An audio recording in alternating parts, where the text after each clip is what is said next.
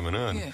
둘 중에 누가 상한가가 될지 모르겠어요. 잠깐만. 윤석열 서울중앙지검장하고 검찰 조직이라면 지금으로 보면은 약간 상반된 느낌인데. 왜냐면 윤석열 지검장이 일종의 팽을 당했다가 이번에 다시 쓰이면서 뭔가 개혁을 하지 않겠느냐 기대하고 있는 거잖아요. 전쟁에 공격하는 쪽이 항상 이기는 건 아니거든요.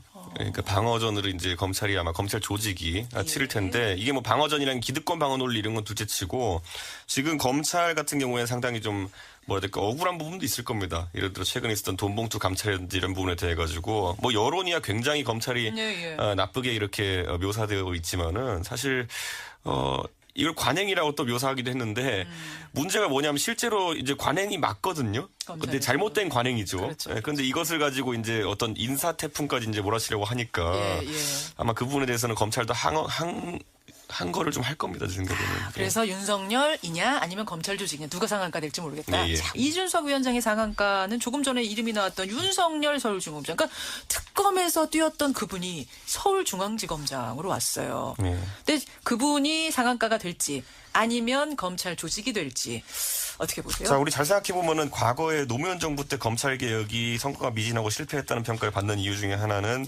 어떻게 보면 조직 외의 인사를 들여와서 조직을 개혁하려고 했던 것에 문제가 있었거든요. 강금실 법무부 장관. 강금실 법무부 장관이 뭐 다 뛰어난 능력 갖고 있겠지만 조직 논리를 돌파하지 못했기 때문에 그런 벽을 못 넘었어요. 이런 일이 있었는데 윤석열 지검장 같은 경우는 특수한 케이스입니다. 조직 내의 인사였다가 약간 이렇게 표현하는 것지만 약간 외부적인 성격도 띠고 있고 외부자적인 성격도 띠고 있고 그런 인사인데 저는 이번에 검찰 조직을 문재인 정부가 처음에 제어하는 빼어드는 칼이 돈봉투 문제라는 것에 대해서 약간은 우려를 하게 됩니다. 왜요?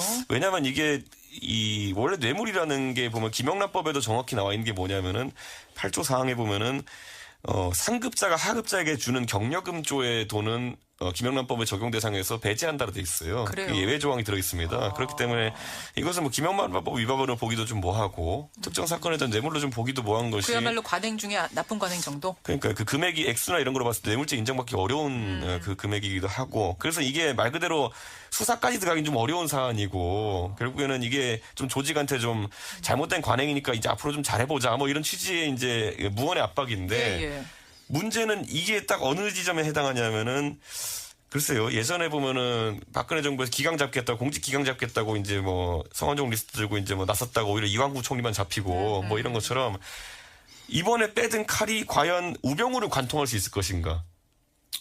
저는 지금 이게 나온 이유가 뭐냐면요. 결국에는 우병우 수석을 잡으려고 했는데 우병우 수석이 워낙 주도면밀한 사람이기 때문에 뭐 증거인멸이든지 아니면 자기가 준비를 철저히 했든지 간에 안 잡히는 거예요. 그러니까 처음에는 법인 차량 갖고 잡으려고 그랬죠. 그렇죠. 그 다음에 나온 것들 보면 뭐 특검이 가가지고 우리가 밥은 다 해놨으니까 이게 전자레인지 돌리기만 하면 밥이 될 거다. 검찰한테 넘겨줬는데. 검찰 넘겨줬는데 구속이 안 못 됐잖아요. 잡았어요. 안 됐잖아요. 그러니까 이번에는 또 그럼 우병우 사단이라고 불리는 사람들의 어떤 이런 만찬? 관행적인 돈봉투를 가지고 이제 이걸 잡으려고 한다는 것이 사실 쉽지는 않은 거거든요. 그러니까 오히려 저는 약간 걱정되는 게 뭐냐면은 이 이면에는 실제로는 그럼 우병우 수석이나 아니면 그 사단을 잡을 수 있는 수단 자체가 없다는 것을 좀 증명하는 거 아니냐라는 생각이 들어서 약간 이 검찰 개혁이 오히려 보이는 것과는 다르게 어려운 지금 거 아니냐. 그러니까 사실 검찰 조직을 잡으려면 이 사람들이 얼마나 논리적이고 또 조직 방어 논리가 치밀한 사람들입니까? 거기에 대해서 관행적으로 돈봉투 50만 원, 100만 원 주고받는 걸 갖고 이 조직을 뭐 어떻게 개혁할 수 있느냐라고 했을 때는 회의적이다? 좀 약간 빼든 칼이 이것도 빵칼이다라는 생각이 들거든요. 저는 이게. 빵칼 아니냐? 어떻게 생각하세요, 소장님? 이것 갖고 뭐 검찰을 개혁하거나 뭐 잡으려 하는 그런 건 전혀 아니고 이거는 뭐 단순한 중간에 일어난 하나의 이벤트에 불과한 거고요. 실제 이제 검찰 개혁은 뭐 쉬운 게 인적 청산이지만 인적 청산을 통해서 뭐 어떤 개혁이 성공해 본 적이 없어요. 그거는 시간이 지나면 다시 원위치로 다 돌아가거든요. 문제는 제도적 개혁이 분명하게 돼야 되는데 이 정부에서 하고자 하는 제도적 개혁은 뭐 이미 국민들이 잘 아시다시피 공수처라든지 그다음에 뭐 검경수사권 분리라든지 이런 것들이 대표적인 거거든요. 그걸 통해서 제도 개선을 통해서 국민의 검찰로 거듭나게 하는 것이지 뭐 이걸 통해서 뭐 사람 몇 사람을 어떻게 해서 어떻게 한다 그거는 뭐 전혀 아니고요. 다만 이거는 이제 그 초기 하나의 계기일 뿐이고 결국 뭐 그런 윤석열 검사가 지검장이 되니까 지금 검찰 내부에 반발이 있지 않느냐 이렇게 하는데 그 반발은 지금 흔히 뭐 3, 40명으로 되는 고위 간부들에만 있고 윤석열 검사가 23기인데 그 이하는 지금 어떻게 반발 없어요? 제가 볼 때는 지금 뭐 오늘 출근해서 아침에 검찰청 화장실에 가득 차 있을걸요. 뭐 왜요? 검사들이 화장실 가서 막 웃는다고. 좋아가지고 잘 그렇죠. 됐다고. 일선 검사들이야 뭐 이번에 그래 우에 쭉 엎고 나가주면 다 승진해야 될 건데. 승진 줄줄이 할 텐데. 저는 이번에 그래서 5기 수납하기 했습니다. 저는 제가 이번에 이 인사들을 보면서요. 아까 예. 제가 살짝 운을 띄웠는데 예. 김상조 교수 영입한 것이랑 예, 그리고 예. 윤석열 지검장 임명한 걸 보면서 예. 이 둘이 그럼 공통적으로 지금 가지고 있는 과제가 뭘까 생각했을 때 뭐예요? 그리고 박근혜 대통령 뇌물죄 입증에 대한 부분 그거를 잘 처리하자라는 의미가 아주 강조된 인사라 그렇군요. 보고요. 왜냐하면 이 둘 다 그 실무자들 아닙니까? 아까 제가 그러네요. 말했듯이 한 분은 논리를 제공했고 한 분은 실제 파트너였네요. 수사를 담당했기 때문에 윤석열 지검장에게 주어진 미션은 이 수사 과정에서 어쨌든 철저하게 수사가 이루어지도록 해라 정도의 아주 국지적인 미션이고 오히려 제가 봤을 때는 검찰 개혁 담당자는 여기가 아닐 것이다. 컨트롤 타워가 윤석열 지검장이 그쪽을 신경 쓰기보다는 오히려 내부를 좀 다독이는 역할을 하지 누구예요, 않을까. 그러면? 누구? 그거야말로 이제 조국 수석의 역할에 달린 것이 아닌가라는 알겠습니다. 생각하게 됩니다. 이준석 위원장 상한가? 저는 이제 윤석열 중앙지검장 또는 이제 검찰 조직 제가 또는이라고 한 이유는 뭐냐면은 예. 둘 중에 누가 상한가가 될지 모르겠어요. 잠깐만. 윤석열 서울중앙지검장하고 검찰 조직이라면 지금으로 보면은 약간 상반된 느낌인데. 왜냐면 윤석열 지검장이 일종의 팽을 당했다가 이번에 다시 쓰이면서 뭔가 개혁을 하지 않겠느냐 기대하고 있는 거잖아요. 전쟁에 공격하는 쪽이 항상 이기는 건 아니거든요. 그러니까 방어전으로 이제 검찰이 아마 검찰 조직이 치를 텐데 이게 뭐 방어전이랑 기득권 방어 논리 이런 건 둘째치고 지금 검찰 같은 경우에는 상당히 좀 뭐라 해야 될까 억울한 부분도 있을 겁니다. 예를 들어 최근에 있었던 돈봉투 감찰이라든지 이런 부분에 대해 가지고 뭐 여론이야 굉장히 검찰이 나쁘게 이렇게 묘사되어 있지만은 사실 이걸 관행이라고 또 묘사하기도 했는데 문제가 뭐냐면 실제로 이제 관행이 맞거든요. 근데 잘못된 관행이죠. 그렇죠. 근데 이것을 가지고 이제 어떤 인사 태풍까지 이제 몰아치려고 하니까 아마 그 부분에 대해서는 검찰도 한 거를 좀 할 겁니다. 제 생각에는. 그래서 윤석열이냐 아니면 검찰 조직이냐 누가 상한가 될지 모르겠다. 예. 자, 이준석 위원장의 상한가는 조금 전에 이름이 나왔던 윤석열 서울중앙지검장. 그러니까 특검에서 뛰었던 그분이 서울중앙지검장으로 왔어요. 근데 그분이 상한가가 될지 아니면 검찰 조직이 될지 어떻게 보세요? 자, 우리 잘 생각해 보면은 과거에 노무현 정부 때 검찰 개혁이 성과가 미진하고 실패했다는 평가를 받는 이유 중에 하나는 어떻게 보면 조직 외의 인사를 들여와서 조직을 개혁하려고 했던 것에 문제가 있었거든요. 강금실 법무부 장관. 강금실 법무부 장관이 뭐 다 뛰어난 능력 갖고 있겠지만 조직 논리를 돌파하지 못했기 때문에 그런 벽을 못 넘었어요. 이런 일이 있었는데 윤석열 지검장 같은 경우는 특수한 케이스입니다. 조직 내의 인사였다가 약간 이렇게 표현하는 것지만 약간 외부적인 성격도 띠고 있고 외부자적인 성격도 띠고 있고 그런 인사인데 저는 이번에 검찰 조직을 문재인 정부가 처음에 제어하는 빼어드는 칼이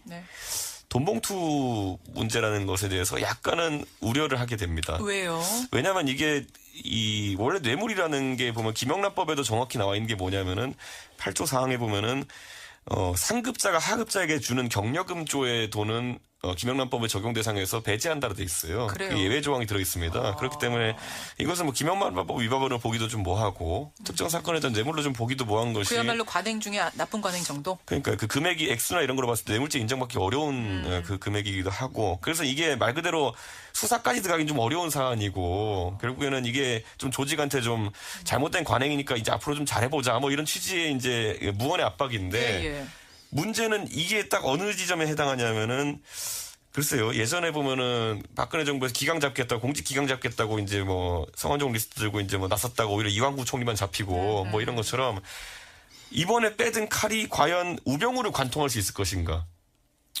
저는 지금 이게 나온 이유가 뭐냐면요. 결국에는 우병우 수석을 잡으려고 했는데 우병우 수석이 워낙 주도 면밀한 사람이기 때문에 뭐 증거 인멸이든지 아니면 자기가 준비를 철저히 했든지 간에 안 잡히는 거예요. 그러니까 처음에는 법인 차량 갖고 잡으려고 그랬죠. 그랬죠. 그 다음에 나온 것들 보면 뭐 특검이 가가지고 우리가 밥은 다 해놨으니까 이게 전자레인지 돌리기만 하면 밥이 될 거다. 검찰한테 넘겨줬는데. 검찰에 넘겨줬는데 구속이 안 못 됐잖아요. 잡았어요. 안 됐잖아요. 그러니까 이번에는 또 그럼 우병우 사단이라고 불리는 사람들의 어떤 이런 만찬? 관행적인 돈봉투를 가지고 이제 이걸 잡으려고 한다는 것이 사실 쉽지는 않은 거거든요. 그러니까 오히려 저는 약간 걱정되는 게 뭐냐면은 이 이면에는 실제로는 그럼 우병우 수석이나 아니면 그 사단을 잡을 수 있는 수단 자체가 없다는 것을 좀 증명하는 거 아니냐라는 생각이 들어서 약간 이 검찰 개혁이 오히려 보이는 것과는 다르게 어려운 지금 거 아니냐. 그러니까 사실 검찰 조직을 잡으려면 이 사람들이 얼마나 논리적이고 또 조직 방어 논리가 그럼요. 치밀한 사람들입니까? 그럼요. 거기에 대해서 관행적으로 돈 봉투 50만 원, 100만 원 주고받는 걸 갖고 이 조직을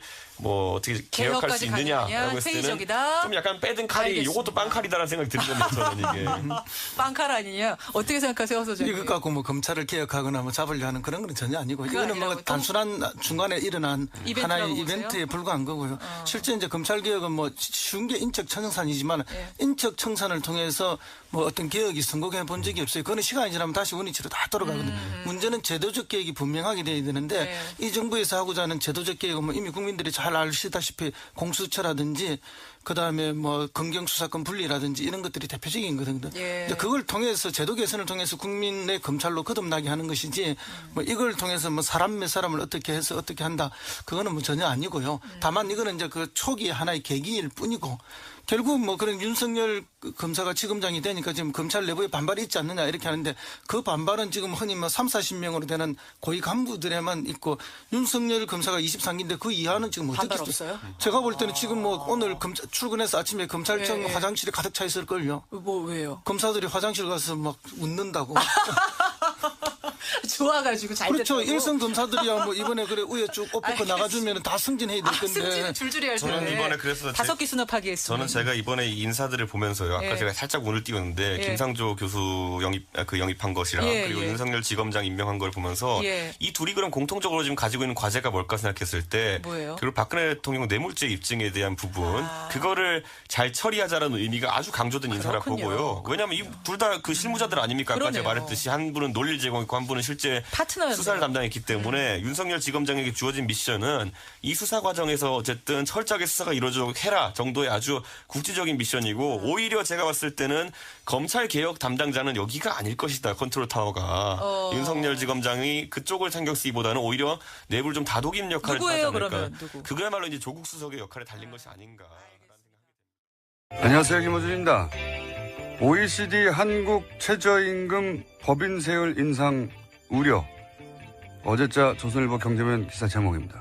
OECD가 한국의 최저임금과 법인세 인상을 우려하며 노동개혁을 촉구했는데 국제기구가 정부 정책 방향을 조목조목 비판한 것은 이례적이다. 기사 내용입니다.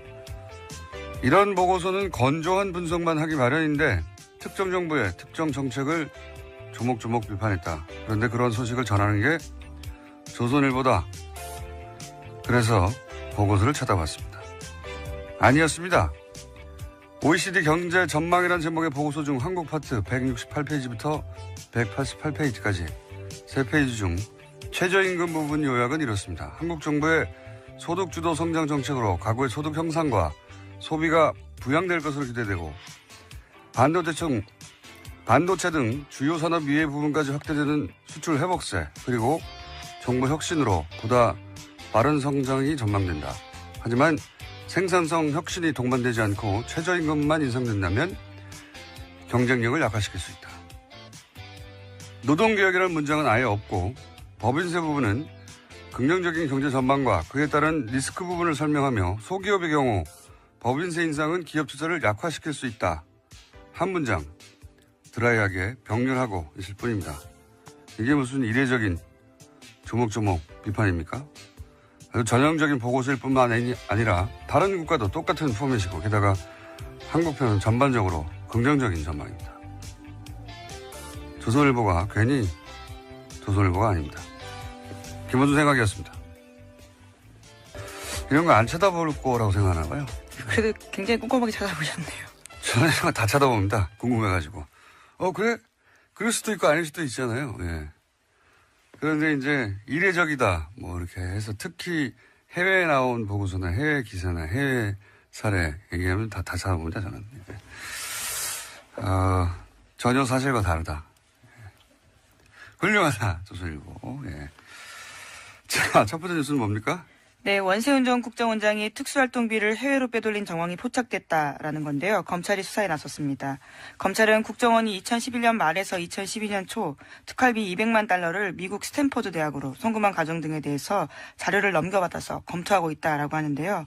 이와 관련해서는 국정원 관계자들에 대한 진술도 확보했다라고 합니다. 원 전 원장의 지시로 200만 달러를 송금했다라는 건데요. 뿐만 아니라 현지의 주택을 구입할 목적 등으로 특활비를 추가로 빼돌렸다라는 의혹도 검찰이 수사하고 있습니다. 원세훈 전 국정원장 특활동비 해외 유출 그리고 착복 의혹에 대해서는 사실 주준희 기자하고 제가 오래전부터 의혹이 있다고 제기해왔던 바, 또 JTBC가 특종을 네, 오래전부터 얘기하는데 영화로도 만들었어요. 사실 영화에 일부 들어있는데 제가 대략 알고 있는 사연이 이렇습니다. 원세훈 원장이 말하자면 은퇴를 대비해서 스탠포드 대학에 그 1년인가 연구원으로 있었던 적이 있거든요. 그때 아마 마음에 들었나 봐요. 2006년이었습니다. 예, 그게 마음에 들었나 봐요. 예, 날씨도 좋잖아요, 거기가. 그래서 거기에 돈을 내고 일종의 거점을 만들어서 예, 연구원 자격으로 이후 본인의 활동 거점으로 계속 삼으려고 했던 그런 구상이 있었나 봐요. 예, 그래서 그쪽으로 돈을 빼돌렸다. 예. 이거 하나 하고 어제 이제 JTBC 보도는 안 나왔는데 캐나다에 가족이 있습니다. 네. 가족이 있기도 있는데 그 캐나다 쪽으로도 이 빼돌린 의혹을 주장한 바 있습니다. 저희가 의혹이 있다고. 그리고 이렇게 돈을 빼돌리는 과정에 외교 행랑을 이용하기도 했다 하는 제보가 있었기 때문에 저수지 게임이라고 저희가 예. 지나간 다음에 자꾸 언급해야 되는데 그 영화에서도 내용이 일부 나옵니다. 원세훈 원장이 그럴 때 수행하는 국제원 직원들은 두고 혼자서 캐나다를 넘어갔다 왔다. 네, 이런 얘기도 저희가 했었고요.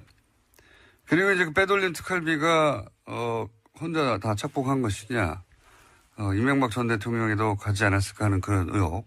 네, 주진우 기자가 자신의 책에도 그런 얘기를 썼던 걸 기억하는데요. 네, 따져봐야 하고요. 게다가 이제 캐나다에 계속 주목하는 이유는 대표적인 자원외교 의혹 중에 하나인 그 하베스트 인수. 그건 하나로 뭐 2조 이상 손해를 본 가장 대표적인 자원외교 실패 혹은 자원외교 의혹 사건인데 그 손해를 본 그 하베스트 회사가 캐나다에 있는 거고요. 예, 그때 그 거래 은행이 또 로얄 뱅크 오브 캐나다라는 것인데 저 뉴스공장에서 몇 주째 다루고 있는 농협 210억 투자 사건 그 사기 사건의 거래 은행도 똑같은 로얄 뱅크 오브 캐나다예요. 예. 캐나다 쪽으로 이명박 전 대통령 시절 그런 돈이 사라지는 의혹이 많았고 의혹 사건이 많았고 은행도 같은 은행이고 원세훈 국장도 캐나다로 그 특활비를 빼돌린 의혹이 있다라고 저희가 주장해 왔습니다. 네. 지금은 이제 그 미국으로 왜냐하면 계좌가 나왔으니까요. 미국으로 건너간 특활비에 대한 의혹이 이제 제기돼서 아마 수사가 진행되고 있는 것 같은데. 네, 어제 압수수색했는데요. 강남 사무실과 원세훈 전 원장이 수감 중인 서울구치소 수용실에서 압수수색 진행됐습니다. 그래서 회계장부와 자료 그리고 개인 메모 등이 확보됐다라고 합니다. 박근혜 전 대통령 국정원 특활비는 뭐 미용 시술이다 또는 뭐 개인 주택 구입이다 이런 전형 의혹이 있고 수사 중인 상황이고 이명박 전 대통령 국정원 특활비로 추정되는 이 돈은 해외로 빼돌려진 의혹인데 이제 미국 얘기 나왔는데 앞으로 캐나다도 나올 수 있다. 그리고 그렇다면 규모는 이명박 전 대통령 쪽이 훨씬 더 클 수 있다. 네. 여기까지 해두죠. 예. 완전히 다른 이야기죠. 지금까지 나왔던 것과는. 예. 특활비를 어떻게 썼다가 아니라 해외로 빼돌렸다는 거 아닙니까? 아예. 네, 입금 자체는 사실이어서요. 이제 이것을 왜 했는지에 대해서 더 수사가 필요해 보입니다. 네. 국정원이 스탠포드 대학 특정 연구소로요. 네, 연구소에다가 돈을 20억이나 쏠 이유가 뭐가 있습니까? 예. 국정원이 그런 이제 물증 하나가 나온 것이고 이게 다가 아닐 것이다. 다가 아닌 것으로 저도 알고 있고 수사가 진행되면 더 나오겠죠. 예. 전혀 새로운 이야기입니다. 이제 예. 저랑 주진우 기자가 주장만 하는 것이 예. 그때는 사실 그럴 리가 없다고 아무도 귀 기울여 주지 않았어요. 자, 그런 게 또 하나 나왔고요. 자, 다음 뉴스는 뭡니까? 네, 국세청이 지난해 12월부터 올해 2월까지 다스에 대한 세무조사를 벌였다라는 오늘 아침 조선일보 보도입니다. 다스는 아시다시피 이명박 전 대통령의 실소유주 논란이 불거지고 있는 회사인데요. 이 세무조사는 지난해 12월 9일 박근혜 전 대통령의 탄핵소추안이 국회에서 가결되고 헌법재판소에 접수된 직후에 시작됐다라고 합니다. 당시 조사는 2012년에 이어서 4년 만에 이어졌다라고 하는데요. 다스의 법인세 납부가 줄어들어서 이를 들여다봤다라는 것이 국세청 이야기입니다. 하지만 별다른 조치 없이 조사는 끝냈다라고 하는데요. 3개월 정도 회계 자료를 들여다봤기 때문에 국세청에 관련된 자료가 아주 많다라는 겁니다. 굉장히 이상한 조사예요. 그죠? 굉장히. 그러니까 그 직후에 국회에서 가결된 직후라고 12월 9일 직후죠. 예. 직후에 국세청이 갑자기 다스에 대한 본사에 대한 세무조사를 실시했는데 왜 그랬을까요? 왜 하필 이 시점이었을까? 뭐 여러 가지 시나리오가 가능할 것 같아요. 그러니까 갑자기 세월호가 인양됐잖아요. 그것처럼 했었어야 하는 일들을 하지 않았던 정부 부처들이 이렇게 되면 정권이 연장되지 않을 수 있겠다. 보수 정권으로 싶어서 갑자기 미뤄왔던 일들을 했던 것인지 아니면은 여전히 당시 정권이 넘어간 상태는 아니기 때문에 정권이 넘어가기 전에 미리 세무조사를 받아두고 세무조사를 이미 받았는데 또 빠른 시간 내에 세무조사를 하면 정치적 세무조사라고 주장하려고 그런 건지 어떤 이유인지는 모르겠지만 굉장히 이례적이고 특별한 상황에서 세무조사했던 것 같습니다. 이게 왜 하필 이때 세무조사를 했는지 그리고 아무 조치 없이 끝났거든요. 게다가 그렇게 하고 나서도. 다스 쪽에서 소명을 했다고 하는데요. 미국 공장 사정이 어려워지면서 법인세가 줄었다라는 이야기를 받아들였다라는 거죠. 미국 공장 엘리바마 쪽에서 이제 비자금이 움직이는 의혹도 주준 기자가 얘기한 적이 있는데 전반적으로 매우 좀 이상한 시점에 이상한 타이밍에 세무조사였고 이 세무조사가 왜 이루어졌는지 후속 기사도 나올 법합니다. 네, 매우 이상한 세무조사다. 여기까지는 해두고요. 다음은요. 네, 안봉근 전 비서관이 최근 검찰 조사에서 박근혜 전 대통령과 이재용 삼성전자 부회장이 2014년 9월 무렵에 청와대 안가에서 독대했다라고 진술했다는 보도가 나왔는데요. 박근혜 전 대통령과 이재용 부회장의 독대는 지금까지 3차례로 알려졌습니다. 그런데 그게 아니라 4차례라는 건데요. 어제 열린 이재용 부회장의 항소심 재판에서 특검팀이 밝힌 바입니다. 그러면서 특검팀에서는 안 전 비서관을 증인으로 신청했습니다.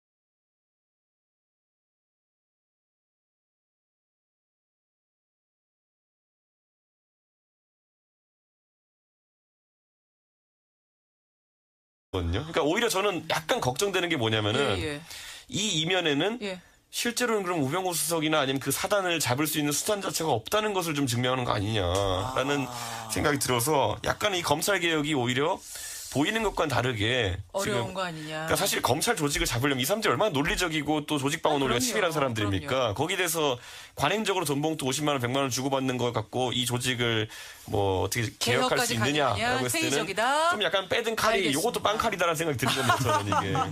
빵칼 아니냐. 어떻게 생각하세요, 소장님? 이것 갖고 뭐 검찰을 개혁하거나 뭐 잡으려 하는 그런 건 전혀 아니고 이거는 뭐 아니라고 단순한 중간에 일어난 하나의 보세요? 이벤트에 불과한 거고요. 실제 이제 검찰 개혁은 뭐 쉬운 게 인적 청산이지만 인적 청산을 통해서 뭐 어떤 개혁이 성공해 본 적이 없어요. 그거는 시간이 지나면 다시 원위치로 다 돌아가거든요. 문제는 제도적 개혁이 분명하게 돼야 되는데 이 정부에서 하고자 하는 제도적 개혁은 뭐 이미 국민들이 잘 아시다시피 공수처라든지 그다음에 뭐 검경수사권 분리라든지 이런 것들이 대표적인 거거든요. 이제 그걸 통해서 제도 개선을 통해서 국민의 검찰로 거듭나게 하는 것이지 뭐 이걸 통해서 뭐 사람 몇 사람을 어떻게 해서 어떻게 한다 그거는 뭐 전혀 아니고요. 다만 이거는 이제 그 초기 하나의 계기일 뿐이고 결국 뭐 그런 윤석열 검사가 지검장이 되니까 지금 검찰 내부에 반발이 있지 않느냐 이렇게 하는데 그 반발은 지금 흔히 뭐 3, 40명으로 되는 고위 간부들에만 있고 윤석열 검사가 23기인데 그 이하는 지금 어떻게 반발 없어요? 제가 볼 때는 지금 뭐 오늘 출근해서 아침에 검찰청 화장실에 가득 차 있을걸요. 뭐 왜요? 검사들이 화장실 가서 막 웃는다고. 좋아가지고 잘 그렇죠. 됐다고. 일선 검사들이야 뭐 이번에 그래 우에 쭉 엎어서 나가주면 다 승진해야 될 건데. 승진은 줄줄이 할 텐데. 저는 이번에 그래서 5기 수납하기 했어요. 저는 제가 이번에 이 인사들을 보면서요. 아까 제가 살짝 운을 띄웠는데 김상조 교수 영입한 것이랑 그리고 윤석열 지검장 임명한 걸 보면서 이 둘이 그럼 공통적으로 지금 가지고 있는 과제가 뭘까 생각했을 때 뭐예요? 그리고 박근혜 대통령 뇌물죄 입증에 대한 부분 그거를 잘 처리하자라는 의미가 아주 강조된 인사라 그렇군요. 보고요. 왜냐하면 이 둘 다 그 실무자들 아닙니까? 아까 제가 그러네요. 말했듯이 한 분은 논리를 제공했고 한 분은 실제 파트너였네요. 수사를 담당했기 때문에 윤석열 지검장에게 주어진 미션은 이 수사 과정에서 어쨌든 철저하게 수사가 이루어지도록 해라 정도의 아주 국지적인 미션이고 오히려 제가 봤을 때는 검찰 개혁 담당자는 여기가 아닐 것이다. 컨트롤 타워가 하고 그래서 이게 말 그대로 수사까지 들어가긴 좀 어려운 사안이고 결국에는 이게 좀 조직한테 좀 잘못된 관행이니까 이제 앞으로 좀 잘해보자 뭐 이런 취지의 이제 무언의 압박인데 문제는 이게 딱 어느 지점에 해당하냐면은 글쎄요. 예전에 보면은 박근혜 정부에서 기강 잡겠다고 공직 기강 잡겠다고 이제 뭐 성완종 리스트 들고 이제 뭐 나섰다고 오히려 이완구 총리만 잡히고 뭐 이런 것처럼 이번에 빼든 칼이 과연 우병우를 관통할 수 있을 것인가? 저는 지금 이게 나온 이유가 뭐냐면요. 결국에는 우병우 수석을 잡으려고 했는데 우병우 수석이 워낙 주도면밀한 사람이기 때문에 뭐 증거 인멸이든지 아니면 자기가 준비를 철저히 했든지 간에 안 잡히는 거예요. 그러니까 처음에는 법인 차량 갖고 잡으려고 그랬죠. 그랬죠. 그 다음에 나온 것들 보면 뭐 특검이 가가지고 우리가 밥은 다 해놨으니까 이게 전자레인지 돌리기만 하면 밥이 될 거다. 검찰한테 넘겨줬는데. 검찰 넘겨줬는데 구속이 안 못 됐잖아요. 잡았어요. 안 됐잖아요. 그러니까 이번에는 또 그럼 우병우 사단이라고 불리는 사람들의 어떤 이런 만찬? 관행적인 돈봉투를 가지고 이제 이걸 잡으려고 한다는 것이 사실 쉽지는 않은 거거든요. 그러니까 오히려 저는 약간 걱정되는 게 뭐냐면은 이 이면에는 실제로는 그럼 우병우 수석이나 아니면 그 사단을 잡을 수 있는 수단 자체가 없다는 것을 좀 증명하는 거 아니냐라는 생각이 들어서 약간 이 검찰 개혁이 오히려 보이는 것과는 다르게 어려운 지금 거 아니냐. 그러니까 사실 검찰 조직을 잡으려면 이 사람들이 얼마나 논리적이고 또 조직방어 논리가 치밀한 사람들입니까? 거기에 대해서 관행적으로 돈봉투 50만 원, 100만 원 주고받는 걸 갖고 이 조직을 뭐 어떻게 개혁할 수 있느냐라고 했을 때는 회의적이다. 좀 약간 빼든 칼이 이것도 빵칼이다라는 생각이 드는 겁니다. 저는 이게. 빵칼 아니냐. 어떻게 생각하세요, 소장님? 이것 갖고 뭐 검찰을 개혁하거나 뭐 잡으려 하는 그런 건 전혀 아니고 이거는 뭐 아니라고 단순한 중간에 일어난 하나의 보세요? 이벤트에 불과한 거고요. 실제 이제 검찰 개혁은 뭐 쉬운 게 인적 청산이지만 인적 청산을 통해서 뭐 어떤 개혁이 성공해 본 적이 없어요. 그거는 시간이 지나면 다시 원위치로 다 돌아가거든요. 문제는 제도적 개혁이 분명하게 돼야 되는데 이 정부에서 하고자 하는 제도적 개혁은 뭐 이미 국민들이 잘 아시다시피 공수처라든지 그다음에 뭐 검경수사권 분리라든지 이런 것들이 대표적인 거거든요. 그걸 통해서 제도 개선을 통해서 국민의 검찰로 거듭나게 하는 것이지 뭐 이걸 통해서 뭐 사람 몇 사람을 어떻게 해서 어떻게 한다 그거는 뭐 전혀 아니고요. 다만 이거는 이제 그 초기 하나의 계기일 뿐이고 결국 뭐 그런 윤석열 검사가 지검장이 되니까 지금 검찰 내부에 반발이 있지 않느냐 이렇게 하는데 그 반발은 지금 흔히 뭐 3, 40명으로 되는 고위 간부들에만 있고 윤석열 검사가 23기인데 그 이하는 지금 어떻게 반발 없어요? 제가 볼 때는 지금 뭐 오늘 출근해서 아침에 검찰청 화장실에 가득 차 있을걸요. 뭐 왜요? 검사들이 화장실 가서 막 웃는다고. 좋아가지고 잘 그렇죠. 됐다고. 일선 검사들이야 뭐 이번에 그래 우에 쭉 엎고 나가주면 다 승진해야 될 건데. 승진은 줄줄이 할 텐데. 저는 이번에 그래서 5개 수납하기 했습니다. 저는 제가 이번에 이 인사들을 보면서요. 아까 예. 제가 살짝 운을 띄웠는데 예. 김상조 교수 영입한 것이랑 예, 그리고 예. 윤석열 지검장 임명한 걸 보면서 예. 이 둘이 그럼 공통적으로 지금 가지고 있는 과제가 뭘까 생각했을 때 뭐예요? 결국 박근혜 대통령 뇌물죄 입증에 대한 부분 아. 그거를 잘 처리하자라는 의미가 아주 강조된 인사라 그렇군요. 보고요. 왜냐하면 이 둘 다 그 실무자들 아닙니까? 아까 제가 그러네요. 말했듯이 한 분은 논리를 제공했고 한 분은 실제 파트너였네요. 수사를 담당했기 때문에 윤석열 지검장에게 주어진 미션은 이 수사 과정에서 어쨌든 철저하게 수사가 이루어지도록 해라 정도의 아주 국지적인 미션이고 오히려 제가 봤을 때는 검찰 개혁 담당자는 여기가 아닐 것이다. 컨트롤 타워가 윤석열 지검장이 그쪽을 신경 쓰기보다는 오히려 내부를 좀 다독이는 역할을 누구예요, 하지 않을까. 그러면? 누구? 그거야말로 이제 조국 수석의 역할에 달린 것이 아닌가라는 알겠습니다. 생각하게 됩니다. 이준석 위원장 상한가? 저는 이제 윤석열 중앙지검장 또는 이제 검찰 조직 제가 또는이라고 한 이유는 뭐냐면은 예. 둘 중에 누가 상한가가 될지 모르겠어요. 잠깐만. 윤석열 서울중앙지검장하고 검찰 조직이라면 지금으로 보면은 약간 상반된 느낌인데. 왜냐면 윤석열 지검장이 일종의 팽을 당했다가 이번에 다시 쓰이면서 뭔가 개혁을 하지 않겠느냐 이 기대하고 이게 있는 거잖아요. 전쟁에 공격하는 쪽이 항상 이기는 건 아니거든요. 그러니까 방어전으로 이제 검찰이 아마 검찰 조직이 치를 텐데 이게 뭐 방어전이랑 기득권 방어 논리 이런 건 둘째치고 지금 검찰 같은 경우에 상당히 좀 뭐라 해야 될까 억울한 부분도 있을 겁니다. 예를 들어 최근에 있었던 돈봉투 감찰이라든지 이런 부분에 대해 가지고 뭐 여론이야 굉장히 검찰이 예. 나쁘게 이렇게 묘사되어 있지만은 사실 이걸 관행이라고 또 묘사하기도 했는데 문제가 뭐냐면 실제로 이제 관행이 맞거든요. 근데 잘못된 관행이죠. 그렇죠. 그런데 이것을 가지고 이제 어떤 인사 태풍까지 이제 몰아치려고 하니까 예. 아마 그 부분에 대해서는 검찰도 한 거를 좀 할 겁니다. 제 생각에는. 그래서 윤석열이냐 아니면 검찰 조직이냐 누가 상한가 될지 모르겠다. 예. 자, 이준석 위원장의 상한가는 조금 전에 이름이 나왔던 윤석열 서울중앙지검장. 그러니까 특검에서 뛰었던 그분이 서울중앙지검장으로 왔어요. 예. 근데 그분이 상한가가 될지 아니면 검찰 조직이 될지 어떻게 보세요? 자, 우리 잘 생각해 보면은 과거에 노무현 정부 때 검찰 개혁이 성과가 미진하고 실패했다는 평가를 받는 이유 중에 하나는 예. 어떻게 보면 조직 외의 인사를 들여와서 조직을 개혁하려고 했던 것에 문제가 있었거든요. 강금실 법무부 장관. 강금실 법무부 장관이 뭐 다 뛰어난 능력 갖고 있겠지만 조직 논리를 돌파하지 못했기 때문에 그런 벽을 못 넘었어요. 이런 일이 있었는데 윤석열 지검장 같은 경우는 특수한 케이스입니다. 조직 내의 인사였다가 약간 이렇게 표현하는 것지만 약간 외부적인 성격도 띠고 있고 외부자적인 성격도 띠고 있고 그런 인사인데 저는 이번에 검찰 조직을 문재인 정부가 처음에 제어하는 빼어드는 칼이 네. 돈봉투 문제라는 것에 대해서 약간은 우려를 하게 됩니다. 왜요? 왜냐하면 이게 원래 뇌물이라는 게 보면 김영란법에도 정확히 나와 있는 게 뭐냐면은 8조 사항에 보면은 상급자가 하급자에게 주는 경력금조의 돈은 김영란법의 적용 대상에서 배제한다로 돼 있어요. 그래요? 그 예외 조항이 들어 있습니다. 그렇기 때문에 이것은 뭐 김영란법 위반으로 보기도 좀 뭐하고 특정 사건에 대한 뇌물로 좀 보기도 뭐한 것이 그야말로 관행 중에 나쁜 관행 정도? 그러니까 그 금액이 액수나 이런 걸로 봤을 때 뇌물죄 인정받기 어려운 그 금액이기도 하고 그래서 이게 말 그대로 수사까지 들어가긴 좀 어려운 사안이고 결국에는 이게 좀 조직한테 좀 잘못된 관행이니까 이제 앞으로 좀 잘해보자 뭐 이런 취지의 이제 무언의 압박인데 예. 문제는 이게 딱 어느 지점에 해당하냐면은 글쎄요. 예전에 보면은 박근혜 정부에서 기강 잡겠다고 공직 기강 잡겠다고 이제 뭐 성완종 리스트 들고 이제 뭐 나섰다고 오히려 이완구 총리만 잡히고 뭐 이런 것처럼 이번에 빼든 칼이 과연 우병우를 관통할 수 있을 것인가? 저는 지금 이게 나온 이유가 뭐냐면요. 결국에는 우병우 수석을 잡으려고 했는데 예. 우병우 수석이 워낙 주도면밀한 사람이기 예. 때문에 뭐 증거 인멸이든지 아니면 자기가 준비를 철저히 했든지 간에 안 잡히는 거예요. 그러니까 처음에는 법인 차량 갖고 잡으려고 그랬죠. 네, 그랬죠. 그 다음에 나온 것들 보면 뭐 특검이 가가지고 우리가 밥은 다 해놨으니까 이게 전자레인지 돌리기만 하면 밥이 될 거다. 그냥 검찰한테 넘겨줬는데. 검찰 넘겨줬는데 구속이 안 못 됐잖아요. 잡았어요. 안 됐잖아요. 그러니까 이번에는 또 그럼 우병우 라인? 사단이라고 불리는 사람들의 어떤 이런 만찬? 관행적인 돈봉투를 가지고 이제 이걸 잡으려고 한다는 것이 사실 쉽지는 않은 거거든요. 왜냐면은 예.